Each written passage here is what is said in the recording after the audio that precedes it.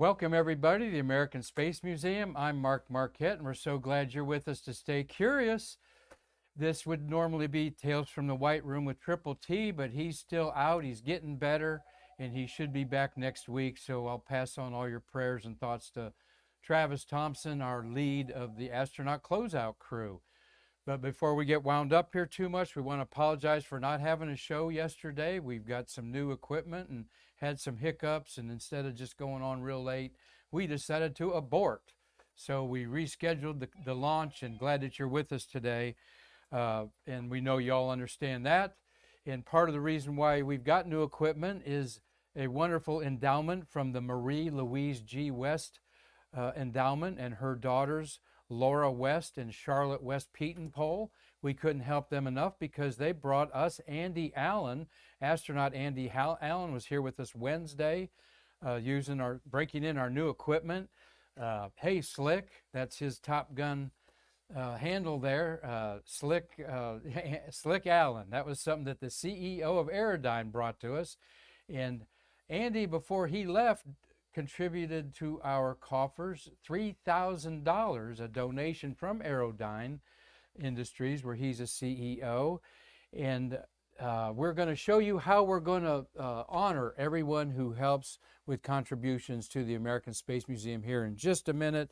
I wanted to let you know we're on Facebook, YouTube, Twitch, and we want you to share, like, subscribe, follow, whatever that just to get you hooked up with us, because we promise you some unique content on Stay Curious and expanding it to more ways with our STEAM education programs and our oral histories that we're putting up on our YouTube channel. So we want to check that out. Another reason why I'm kind of dressed up today is that I will be attending right after this Stay Curious program the 33rd Annual Business Champion of the Year Awards by the Cocoa Beach Regional Chamber of Commerce. And I'm honored to represent the American Space Museum that has been nominated for the Nonprofit of the Year. We're one of 5 nonprofits nominated this year, so wish us the best of luck. But I did want to mention our staff that has made all this possible. We've worked real hard during the pandemic, and Stay Curious is a big part of it, but we've been involved in other things with the museum. Karen Conklin's our executive director that has steered us through this pandemic and created a wonderful atmosphere to celebrate the birth of the space age, but also to ignite that future generation of space workers.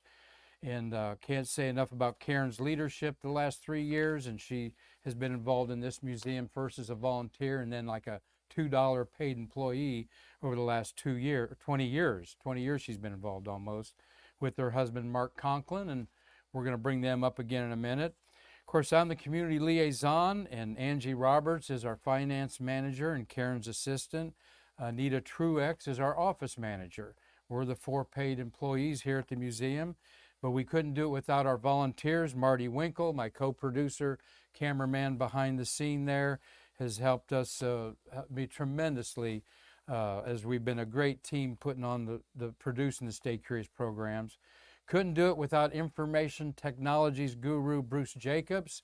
Bruce was here last night fixing some of our problems with Jessica Galloway, who's our new social media marketing guru, and she has you're going to see some of her work here in a minute with the graphics of the constellations we're going to create for people who contribute to our museum.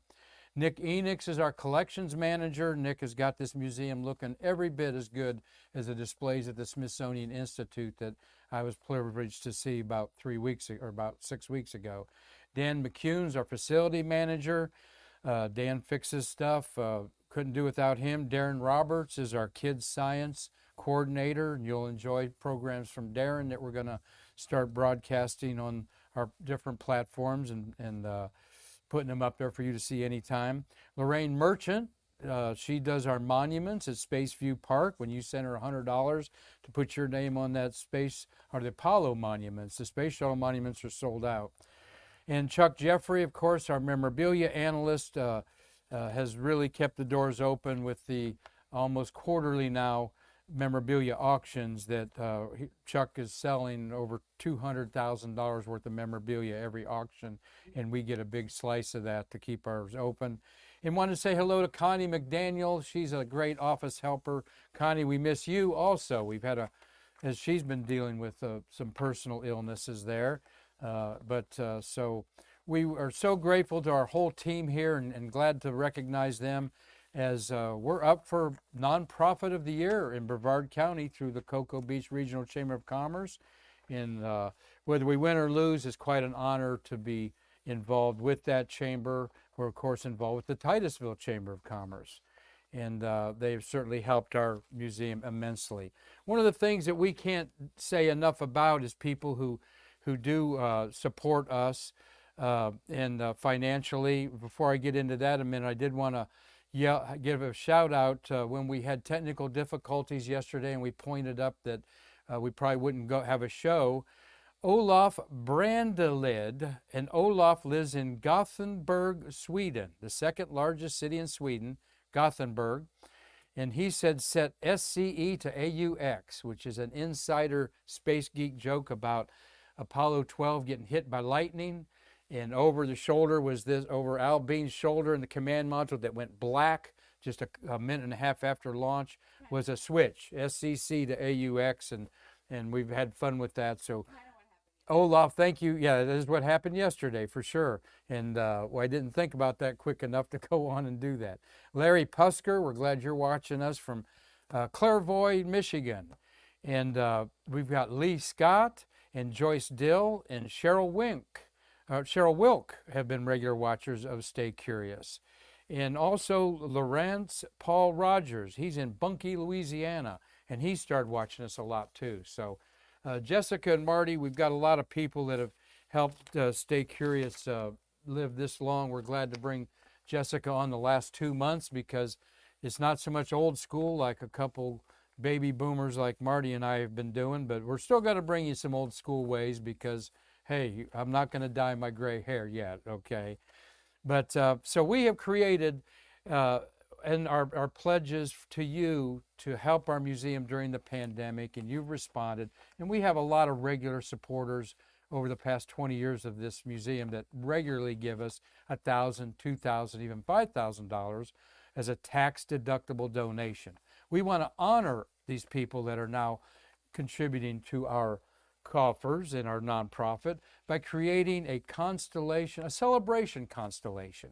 And we're going to create a whole universe, if you will, of constellations like you see in the starry skies at night.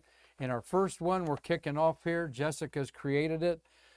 Karen Conklin and myself have called this together, and it's so wonderful to have your ideas put in a dramatic way like this. But we're going to give a shout out to the first constellation. These contributors have contributed over $12,000 in the past 12 months to the American Space Museum.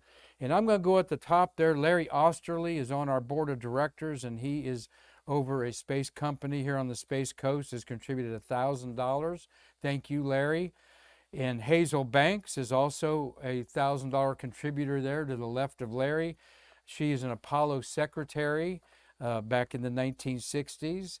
Next we have Tom and Mark Yusiak are the double stars twinkling there. They're in Lancaster, Pennsylvania. Thank you guys for your $100 will get you on the constellation that we create. We're so appreciative of anybody. They're launch photographers, by the way. And what? Yes. Tom and Mark are both going to be contributing pictures and have in the past.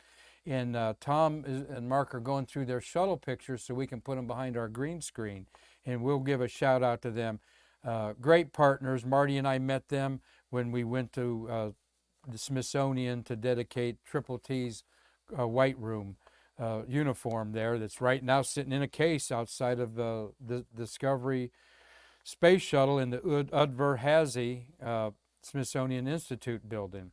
Next we got to the far left there, the Conklins. Mark and Karen Conklin are $1,000 contributors to our museum. They have also Mark is an excellent cabinet maker and has a business making cabinets all over the county. Martinos, Anne Marie and Pete Martino. Pete's about 90 years old. Anne Marie's a little younger than that. Both have been great volunteers. Anne Marie's been going to the Titusville Chamber for us for years. They've contributed $1,000 there. We got Troy, we talking about Jessica Galloway, and one day we'll have her husband Troy, a space worker, on here.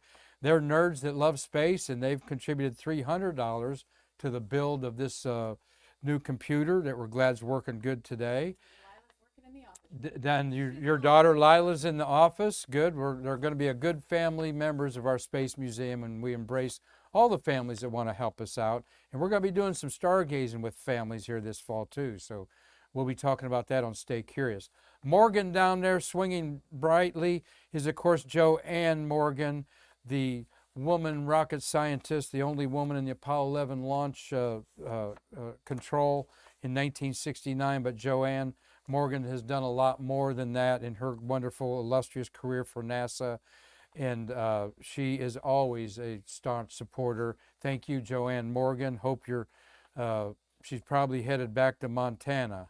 Or no, she's in Montana for the winter or summer, and she'll probably be heading back here pretty soon, and we'll see Joanne one day in our museum. John and Melinda Tribe are there. John Tribe was an Apollo Command Module engineer for North American.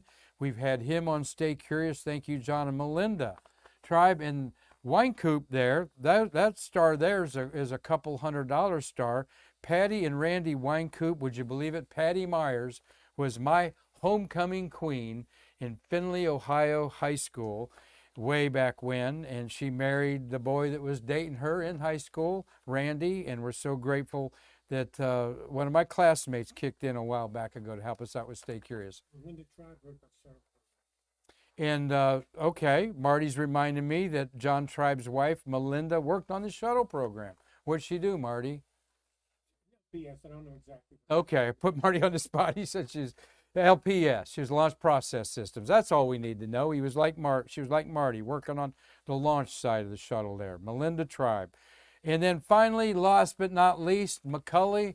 That's right, that's astronaut Mike Mccully, when he was on the show about a year ago exactly, and he challenged you all out there to contribute to the American Space Museum and kicked in $1,000. He drove his pretty Corvette up here the next day to scratch out a check to Karen.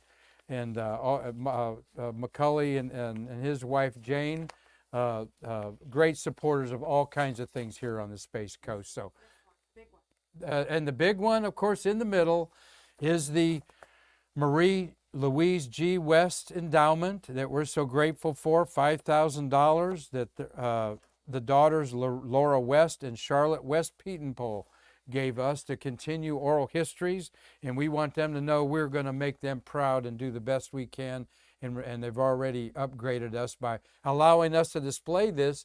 This definitely would not display on the computer we were losing a week ago. So we got the big reveal here.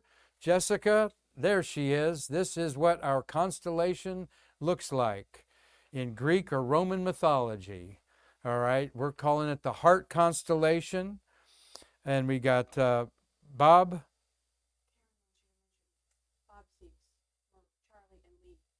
Seek, okay, Charlie Mars and Lee Solid will be on another constellation. We haven't put everybody on here, so that was the next thing I was going to say. Don't feel bad that you're not on this one, okay? We wanted to not clutter it up with a whole bunch of names, but we know that our board of directors, those three men, Bob Seek, Charlie Mars, and Lee Solid, are going on our next constellation of stars here, okay, along with some other people. And yeah, and we wanted to say we got Aerodyne's Andy Allen, and his brother Matthew Allen gave us $1,000, and we're even going to have a volunteer constellation with some people that go not only bring in money, but will go well beyond the line of duty, and one of them is Marty Winkle, our co-producer here. So very good. I hope you enjoyed that. Thank you for letting me take the time and hanging with us to talk about who we are and what we want to do for you. And we just can't thank you enough, because I want to tell you something.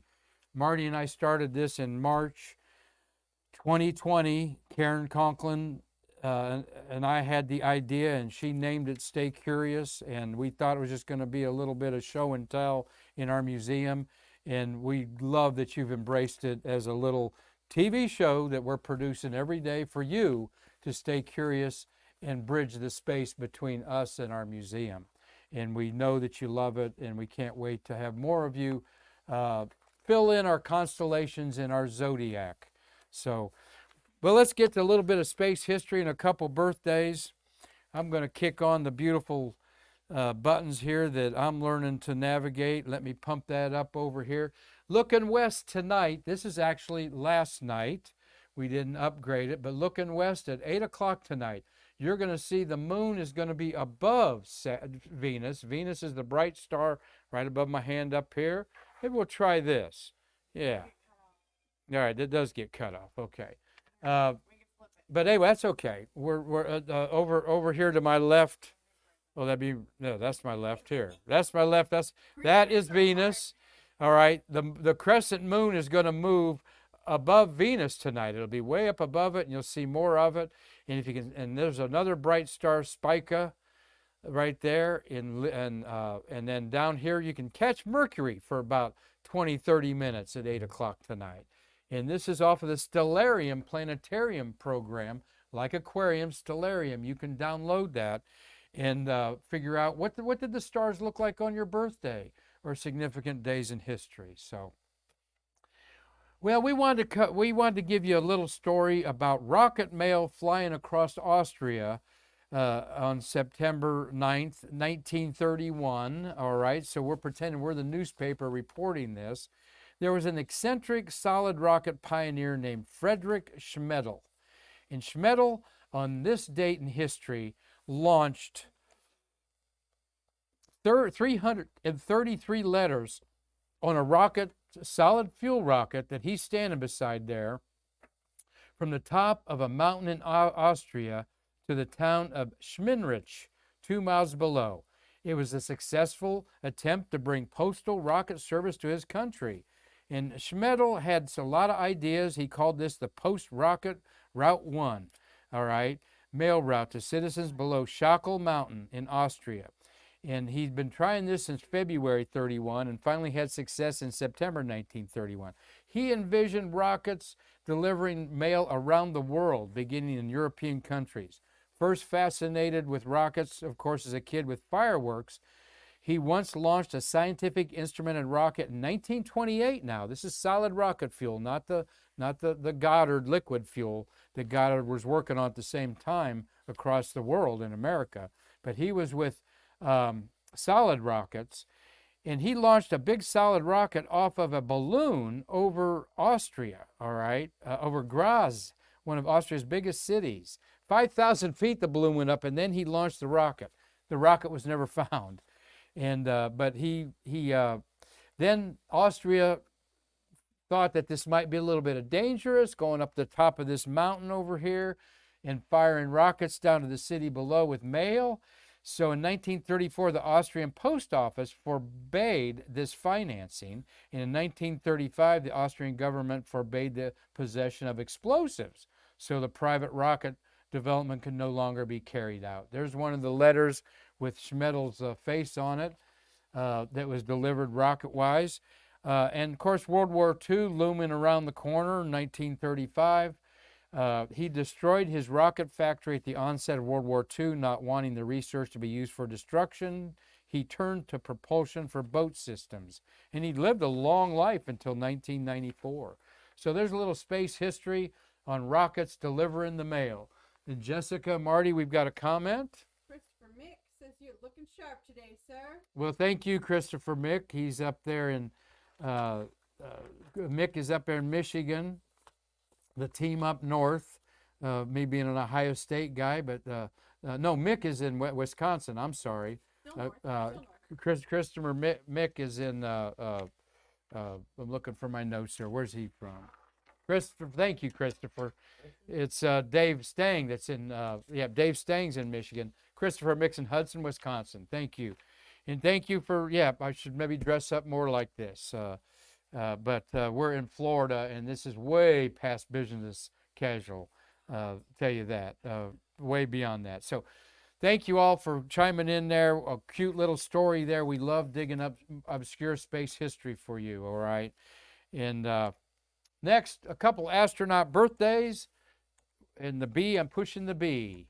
Jessica, I don't see the B. Because it's not on there. Oh, okay. Here, I'll add it. All right, all right. We've got a banner here. This is happy birthday to Lee Morin, who's 69 yesterday. All right, happy birthday, Lee. And there's happy birthday to Suni Williams. All right, I guess if we make them a little bit smaller. Oh, I went the wrong way. There we go. Suni, there we go. Happy birthday, Suni. Is 56 yesterday. And Lee Morin was 69 yesterday. He's a retired astronaut. Let's tell you a little bit about 69-year-old Lee. He's a veteran of STS-110 in 2002, 2 EVAs building the International Space Station. And 20 years ago, it was just like a couple core models and solar panels.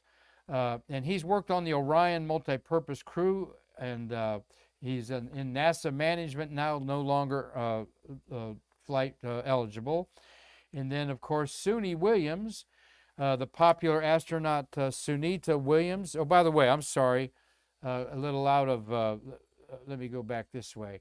Didn't tell you that Lee Morin was born in Manchester, New Hampshire on September 9th, 1952. And Suni here was born in Euclid, Ohio, an Ohionaut. Raised in Needham, Massachusetts, though. And Suni's very popular. She's a former commander of the International Space Station. She's got 321 days and 2 missions. She's been waiting to, I think she's going to be commander of the second crewed flight of the Boeing Starliner.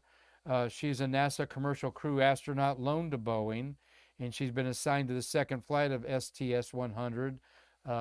Starliner. Hopefully it's going to be in 2022. They've got to do the unmanned test first, and then, of course, the demo to the space station with a crew, and then she'll be on the first full one on there. So happy birthday to those folks. And we got a couple shuttle astronauts. Oh, there's Suni, by the way. On one of her space station trips, she is a long-distance runner, does those marathons like Marty Winkle does. And she did the marathon, I think it's Boston probably, Boston from space on the treadmill, and ran all 26.1 miles, right, Marty? And 26.2, okay. Half marathons are 13.1, all right. And we'll have Marty all explain that one time when I can find a tie to space. Here was one there. But how long would it take her to run that marathon, Marty? 6 hours, okay. But anyway, she got her exercise in that day. They got to spend 2 hours every day exercising on there. So, well, we're going to get you a happy birthday to them, and good luck to them in their endeavors. And we can't wait to see Suni back in space again. We had 2 space shuttle missions launch on September 9th, and one of them 16 years apart. STS-64 crew is showed here. They were launched at 4:12 p.m. on September 9th, 1994. All right, and these 2 astronauts did the first untethered U.S. vehicular activity in 10 years. And Mark Lee and Carl Mead are in the white spacesuits there. The other crew members were Richard Richards in the center on his 4th and last flight. As the commander, Blaine Hammonds is to the left. The lady sitting down is Susan Helms, and the other astronaut in the middle is Jerry Lininger. And the 2 spacewalkers worked on the EVA rescue called SAFER. All right, and the Simplified Aid for EVA Rescue is what it's called, and that is what all the astronauts use on all the spacewalks on the space station today, and they pioneered that in 1994. And then the other space mission we've got today is this crew of STS-105, commanded by Brett Jett and rookie pilot Chris Ferguson. And Jett is there on the right and next to the emblem, and Ferguson's there on the left. And Ferguson was the commander of STS-135, the final shuttle flight of the program and of Atlantis. And on board there were Daniel Burbank, Joe Tanner, Stephen McLean, and rookie Heidi Marie Stephenson Piper on there. So I love talking about the shuttles that are orbiting the Earth in space history. These two are 16 years apart. All right, and it's odd that you have, we've got some that 3 shuttles been launched on the same day. So yes. He Googled it. 4 hours and 24 minutes. Okay. That was way off. Suni did 4 hours and 24 minutes. I thought that 6 hours a little longer, Marty, because you would run it in about 5 hours, something like that. How long? 3 hours. That's gonna say, yeah. Marty runs a marathon in 3 hours. He spent a whole career timing them and had a business doing that, and still is consultant on those these days. But a 26.2 mile marathon in 3 hours. Yep. Suni did in space in 4 hours. Probably a little more stressful there. So. One other birthday that happens today, September 10th, is that of who? This guy, Mike Mullane. Take the birthday off of there, across his face there a second. There you go. Mike Mullane, Richard Mike Mullane was born on this date in Wichita Falls, Texas. They call that Whiskey Falls when you're in Texas. He was born September 10th, 1945. He was raised in Albuquerque, New Mexico, where he still resides. And we wish this 3-time space flyer a happy 76th birthday today. Marty's catching up to you. And Mullane was an astronaut in August 79 flew 3 missions, STS-41D, STS-27, and in December 88, and STS-36 in 1990. Mullane, an Air Force colonel and a West Point graduate, has his own website. He's a public speaker, MikeMullane.com, and he's written 3 books. He wrote a book about Do Ears Pop in Space, and his first book was something, I forget the name of it, forgive me, but his tell-all book that we all love, published in 2006, Riding Rockets, The Outrageous Tales of a Space Shuttle Astronaut. And there are some outrageous tales there that come out, 15 years ago, and you got to read it. It's a mainstay, a very frank dialogue about his feelings and experiences as an astronaut. Riding Rockets, The Outrageous Tales of a Shuttle Astronaut. We highly recommend it, from this Vietnam era flyer, and hopefully you've heard him do a motivational talk somewhere down the line. So yes, Hazel just gave us a like, and I don't know if she was watching the whole time, but she tell her to go watch the rewatch so she gets her Constellation. Okay, Hazel Seacack Banks. She was Hazel Seacack when she was typing all that steno stuff for the astronauts at the Flight Crew Training Center, one of the coolest buildings that you'll never see, where all of the 2 command module simulators and a lunar module simulator were in the 60s, and there's nothing left of it, folks. That's a sad story there. But thank you, Hazel. You are on our first star, our Constellation heart, and we want you to know that we love you and all that you've done. Not only she's an awesome volunteer throughout the whole community, Hazel Banks. So thank you, Hazel. And with that, believe you, I don't want anyone out there to feel slighted like Charlie Mars and some of our other board members that we didn't put you on the first Constellation. We certainly have saved you to make a big star out of some of you got to have big stars and little stars to make a constellation. So we certainly haven't forgot about you folks. So next week, we're going to have a great a book signing, hopefully, with Ron Guerin, a space shuttle or an International Space Station astronaut, on Thursday. I'm going on vacation Wednesday. We're going to have Bart Martindale do a program on Wednesday, and Friday Triple T says he'll be back. So I'll be busy Monday and Tuesday trying to get everything lined up to spend a little time vacation and get recharged for a great fall here at the American Space Museum. We've got another comment or oh, yes, we're going to put the sponsors up there.